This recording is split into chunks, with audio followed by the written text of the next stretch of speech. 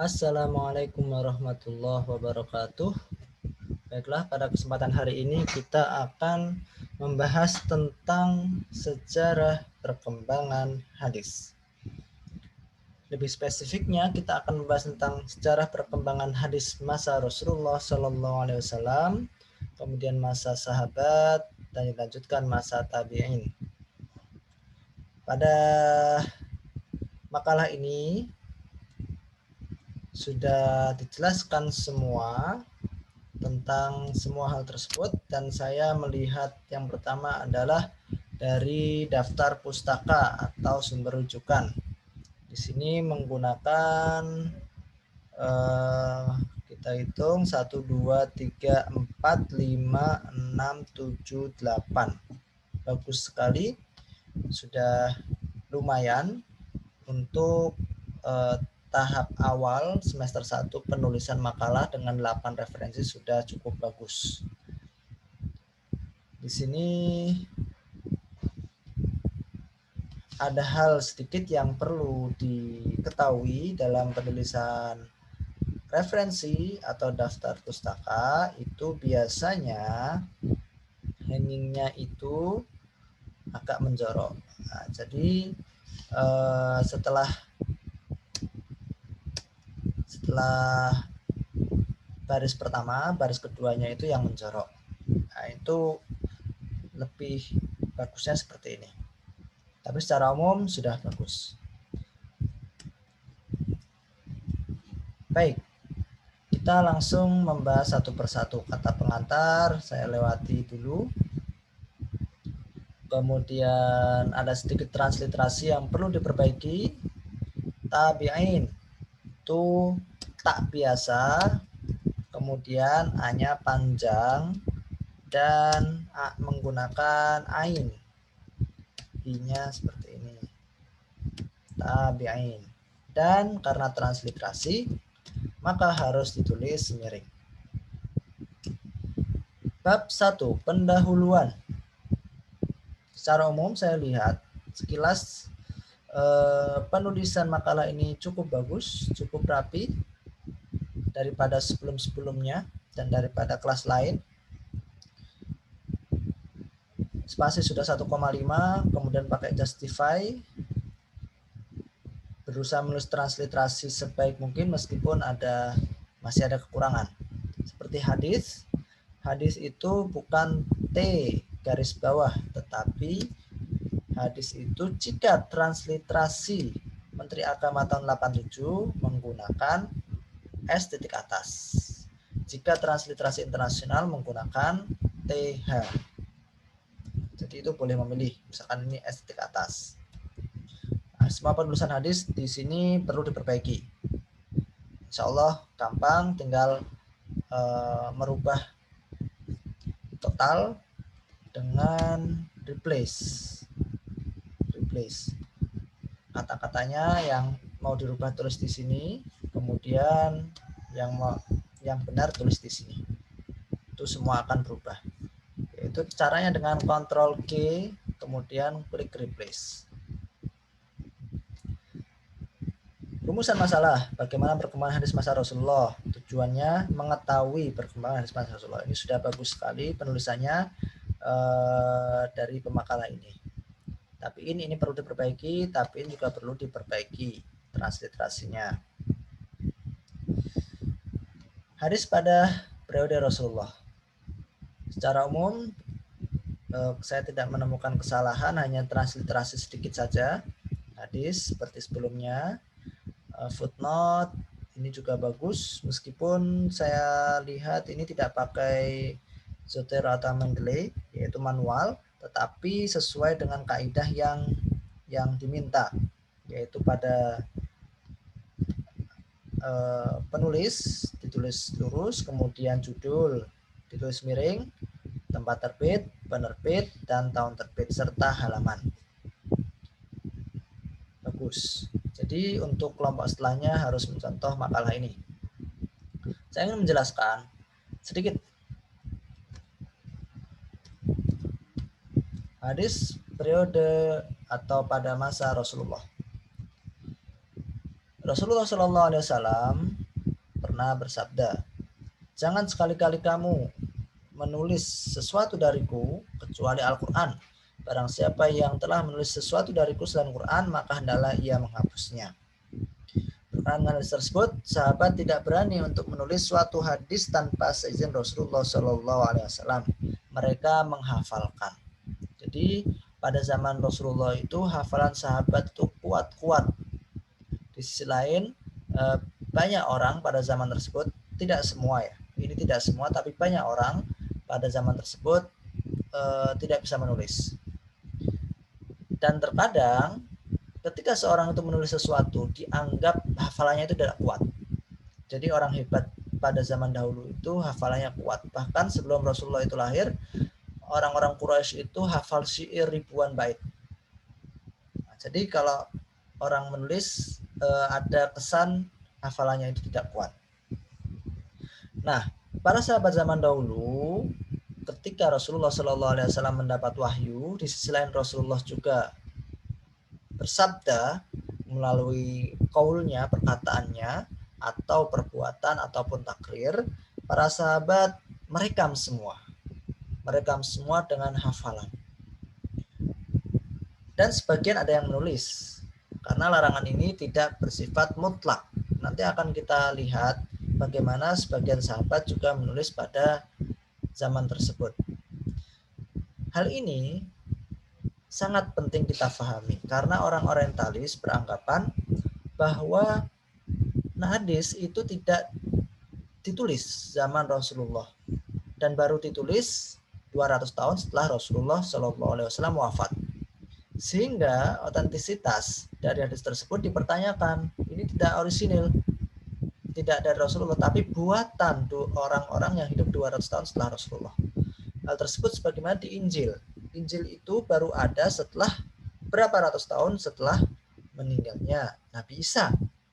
Dan itu dibuat oleh seorang pendeta. Jadi originalitasnya dipertanyakan. Itu mau diterapkan juga pada hadis. Maka kita harus menjawab, ya memang hadis ini diriwayatkan oleh Imam Muslim di dalam sahihnya. Kalau sudah sahih Muslim, ya kemungkinan besar sahih. Kemungkinan besar sahih. Karena di dalam sahih Muslim ada sahih, ada hasan. Dan jika hadis tersebut diterima sebagai hujah, bagaimana kita menjawabnya?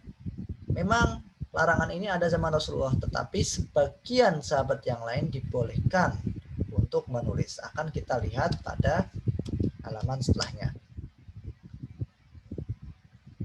Adapun metode yang digunakan oleh Rasulullah dalam mengajarkan hadis kepada para sahabat sebagai berikut, yaitu para sahabat berdialog langsung dengan Rasulullah. Dialog. Sahabat menyaksikan perbuatan Rasulullah, bagaimana Rasulullah itu sholat, bagaimana Rasulullah itu wudhu, bagaimana Rasulullah melakukan haji. Nah, seperti itu. Sahabat mendengarkan perkataan sesama sahabat, karena terkadang para sahabat itu tidak bisa hadir langsung di majelis Rasulullah. Sebagian sahabat itu saudagar kaya raya, sehingga harus mengawasi dagangannya. Ketika mereka tidak bisa menghadiri majelis Rasulullah, maka akan bertanya kepada sahabat yang lain yang hadir dalam majelis Rasulullah. Sahabat yang keempat menyaksikan perbuatan sahabat yang lain. Baik, itu cara bagaimana Rasulullah mengajarkan kepada sahabat. Larangan menulis hadis pada zaman Rasulullah Shallallahu Alaihi Wasallam. Jadi tadi sudah disebutkan sahabat tidak boleh menulis sesuatu apapun kecuali Al-Quran dari Rasulullah Shallallahu Alaihi Wasallam. Dalam hadis yang lain, la taktubu anni, la taktubu wa man kataba anni ghairal Quran fal yamhu. Janganlah kalian menulis dariku. Dan jika kalian menulis dariku selain Al-Quran, maka hendaklah ia menghapusnya. Maka hendaklah ia menghapusnya. Nah, ini hadis dalam Sahih Muslim. Jadi larangan tersebut memang ada dan diucapkan oleh Rasulullah Shallallahu Alaihi Wasallam. Alasannya apa? Yaitu khawatir nanti hadis itu tercampur dengan Al-Quran. Namun diperbolehkan menulis hadis pada zaman Rasulullah Shallallahu Alaihi Wasallam kepada sebagian sahabat. Di antaranya adalah Abdullah bin Umar. Dia berkata, aku menulis segala sesuatu yang kudengar dari Rasulullah Shallallahu Alaihi Wasallam. Saya ingin menjaganya dan menghafalkannya. Jadi Abdullah bin Umar itu ketika Rasulullah hidup masih kecil dan ia menulis serta menghafalkan hadis dari Rasulullah. Tetapi orang-orang Quraisy melarangnya. Mereka berkata, kamu hendak menulis hadis dari Rasulullah, padahal Rasulullah bersabda dalam keadaan marah dan senang. Maksudnya Rasulullah itu melarang dalam berbagai keadaan. Lalu Abdullah bin Umar menahan diri untuk tidak menulis hadis sehingga aku ceritakan kepada Rasulullah. Dan bagaimana respon Rasulullah Sallallahu Alaihi Wasallam? Respon Rasulullah, uktub, tulislah dariku. Walladzi nafsi biyadihi ma kharaja'ani ila haq. Demi Allah atau demi zat yang jiwaku berada di tangannya. Sesungguhnya tidaklah apa yang keluar dari mulutku kecuali hal-hal yang benar saja. Nah, jadi ini merupakan bukti bahwa ada sebagian sahabat yang dibolehkan menulis hadis, yaitu Abdullah bin Umar. Menurut Syuhdi Ismail, hal ini disebabkan beberapa alasan. Hadis disampaikan tidaklah selalu di hadapan sahabat yang pandai menulis, maka Rasulullah melarang untuk menulisnya, ditakutkan salah dalam penulisan. Perhatian Nabi dan para sahabat lebih banyak tercurah pada Al-Quran, tidak pada hadis, karena ingin menjaga otentisitas dari Al-Quran. Maka Rasulullah SAW melarang sahabat untuk menulis hadis, apalagi sahabat yang tidak pandai memilih dan memilah. Takutnya terjadi percampuran antara hadis dan Quran. Kemudian C. Meskipun Nabi memiliki sekretaris, tapi mereka hanya diberi tugas menulis wahyu yang turun dan surat-surat Nabi. Sangat sulit seluruh pernyataan, perbuatan, dan hal-hal orang yang masih hidup dapat langsung dicatat oleh orang lain, apalagi dengan alat sederhana. Jadi akan merepotkan jika Rasulullah langsung sahabat menulis apa yang beliau ucapkan, apa yang beliau lakukan. Jadi sahabat kebanyakan menghafal, merekam apa yang dilakukan, diucapkan oleh Rasulullah. Hanya sebagian sahabat yang diperbolehkan untuk menulisnya. Kemudian B. Tanggapan terhadap larangan pencatatan hadis. Larangan menulis hadis terjadi pada periode permulaan, sedangkan diizinkan menulis yaitu periode akhir kerasulan. Larangan menulis hadis ditujukan bagi orang yang kuat hafalannya, karena biar dia fokus kepada hafalannya. Tetapi dia tidak bisa menulis dengan baik, serta dikhawatirkan salah dan bercampur dengan Al-Quran, karena mungkin Rasulullah itu melihat si fulan ini kurang bisa membedakan antara tulisan Al-Quran dan tulisan hadis, sehingga ditakutkan tercampur. Izin menulis hadis diberikan kepada orang yang pandai menulis dan tidak dikhawatirkan bercampur dengan Al-Quran. Jika orang tersebut itu jeli seperti Abdullah bin Umar, maka dibolehkan Rasulullah untuk menulis hadis. Larangan itu ditujukan bagi orang yang kurang pandai menulis. Larangan ditujukan kepada orang yang kurang pandai menulis. Dikhawatirkan tulisannya keliru, sementara yang pandai menulis dan tidak keliru dibolehkan. Larangan dicabut oleh izin menulis hadis karena tidak dikhawatirkan tercampurnya dengan Al-Quran. Karena sudah disebutkan tadi bahwa di akhir periode kerasulan dibolehkan menulis hadis. Itu jawaban bagi orang yang mengatakan tidak ada tulisan zaman Rasulullah. Kemudian yang terakhir, larangan itu bersifat umum dan izin bersifat khusus. Umum bagi orang-orang dilarang untuk menulis hadis, sedangkan Rasulullah memberikan izin khusus kepada sebagian sahabat untuk menulis hadis. Di antara ada Abdullah bin Umar. Kenapa hal ini perlu difahami?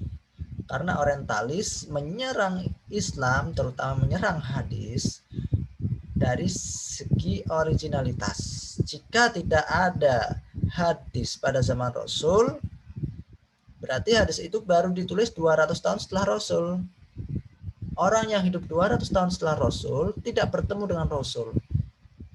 Dan kalau tidak bertemu dengan Rasul, berarti apa yang ditulis itu dibuat-buat atau mengada-ada. Dan jika hal tersebut terjadi, maka hadis tidak orisinil. Kalau hadis tidak orisinil, berarti tata cara sholat. Sholat itu tata caranya dijelaskan dalam hadis. Tidak ada dalam Al-Quran menjelaskan takbiratul ihram, baca Al-Fatihah, surat, ruku, i'tidal, sujud, dan seterusnya. Tidak ada. Bagaimana ritual haji atau ibadah haji? Tidak ada penjelasan terperinci di dalam Al-Quran. Memang perintah hajinya ada, tapi penjelasan terperinci kaifiat atau bagaimana teknis pelaksanaannya tidak ada. Hal tersebut semua dijelaskan di dalam hadis. Nah, itu yang berusaha diserang oleh orang orientalis tentang hadis, tentang sumber utama dari agama Islam. Jika hadis ini mampu dirobohkan, tiang hadis ini dirobohkan, maka akan mudah untuk menghancurkan Islam pada bagian-bagian yang lain karena sudah sebagian tiang roboh. Kenapa yang diserang tidak Al-Quran? Karena jika orang-orang orientalis menyerang Al-Quran, Al-Quran itu dihafal oleh jutaan orang pada tiap periode, tiap tahun tuh banyak yang hafal Al-Quran. Bahkan jika kita menyebutkan kesalahan huruf dalam Al-Quran, sebagian orang bisa mengoreksinya seperti Qul huwallahu ahad. Jika disebutkan Qul huwallahu ahid misalkan, haknya itu dibuat kasroh, maka banyak orang yang mengoreksi, salah itu harusnya Qul huwallahu ahad. Ya, karena saking banyak yang menghafal Al-Quran, maka tidak mungkin untuk menyerang Al-Quran. Dan jadi target empuk adalah hadis. Kemudian hadis pada masa sahabat. Masa sahabat belum memikirkan bagaimana menghimpun hadis atau membuka, mengkodifikasikan hadis. Abu Bakar sebagai pengganti Rasulullah masih fokus pada pembukuan Al-Quran. Nah, pembukuan Al-Quran itu masih dalam proses. Jadi zaman Utsman bin Affan baru selesai pembukuan Al-Quran.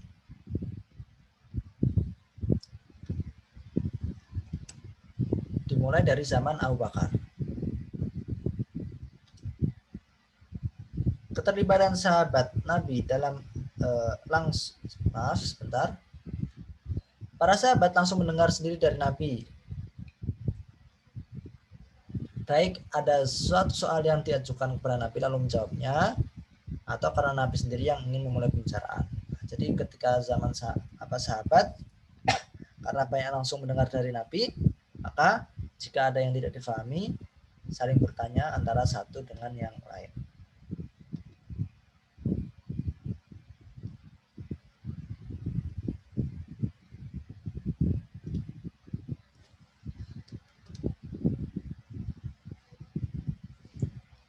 Baik, langsung kita ke bagian bawah.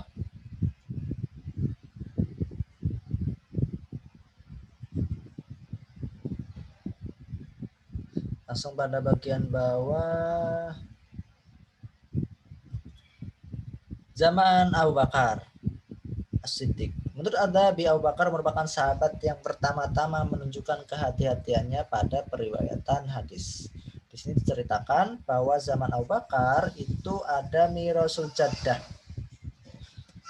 Jadi seorang sahabat Mughirah dalam waris berapa jatah dari seorang nenek. Jatahnya seorang nenek itu adalah 1/6 kata Mughirah.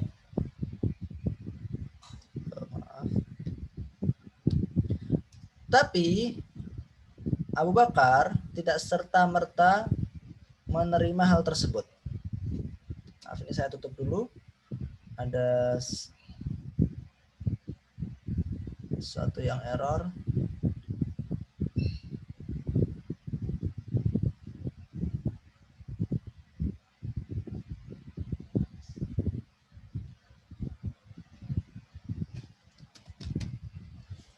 Kita kembali lagi ke Mughirah.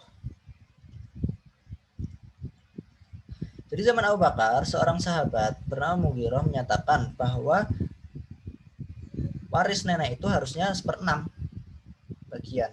Tetapi Abu Bakar karena saking hati-hatinya tidak langsung menerima pendapat tersebut.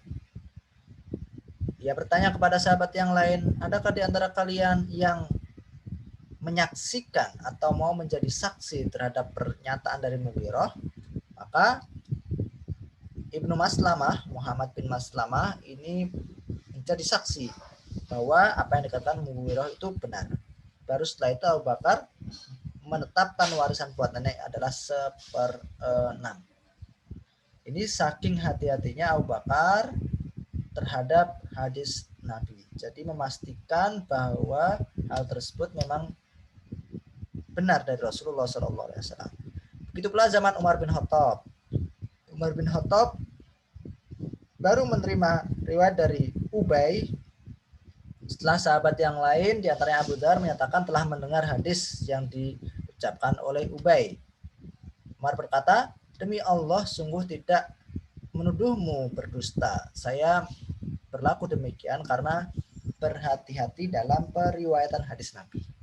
Itu hati-hatinya Umar bin Khattab. Begitu pula pada zaman Utsman bin Affan.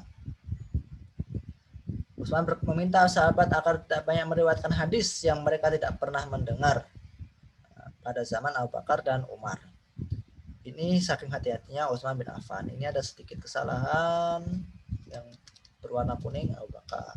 Sanad, penulisan sanad, banyak kesalahan di penulisan sanad pada makalah ini menggunakan D dan A-nya itu tidak panjang, sanadun.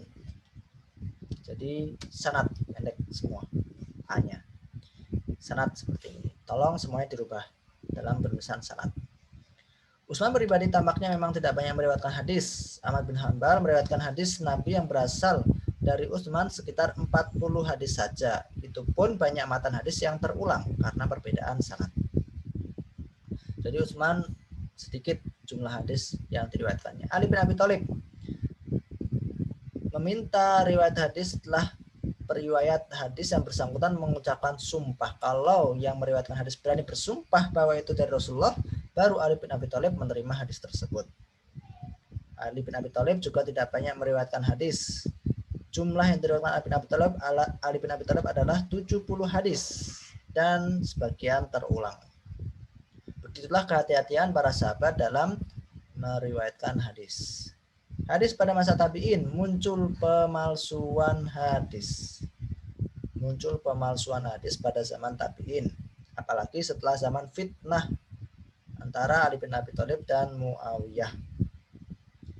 Kemudian tahun zaman Khalifah Umar bin Abdul Aziz yang memerintah dinasti Umayyah tahun 99 sampai 101 baru dilakukan kodifikasi hadis, dibukukan hadis itu menjadi buku seperti yang kita lihat sekarang, seperti Sahih Bukhari, Sahih Muslim. Itu atas perintah Khalifah Umar bin Abdul Aziz. Ini masih ada garis keturunan kepada Umar bin Khattab. Nah, orang yang pertama kali diperintah oleh Umar bin Abdul Aziz untuk membukukan, mengkodifikasi hadis adalah Ibnu Syihab Az-Zuhri. Ini bertujuan untuk memerangi pemalsuan hadis. Nah, seperti itu. Ini pada masa tabi'in. Kemudian penutup, dan di sini ada daftar pustaka.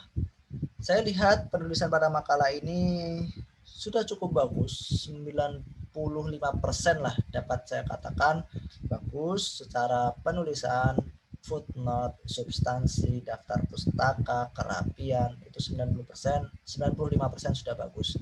Hanya tersisa 55% untuk transliterasi perlu diperbaiki. Untuk kelompok setelahnya, contohlah penulisan makalah ini yang rapi, yang referensinya banyak, kemudian penulisan footnote-nya juga bagus. Saya lihat footnote hampir setiap halaman itu ada, kemudian bahkan di sini ada 3 footnote di satu halaman, ini juga ada 2 footnote di satu halaman, ini sampai 4 footnote di satu halaman. Artinya penulis ini benar-benar mengambil referensi dari sumber yang terpercaya pada karya tulisnya. Semoga penjelasan tentang sejarah perkembangan hadis dan revisi makalah ini bermanfaat bagi kita. Masih ada kesempatan bagi penulis untuk menyempurnakan makalahnya. Akhirul kalam, assalamualaikum warahmatullahi wabarakatuh.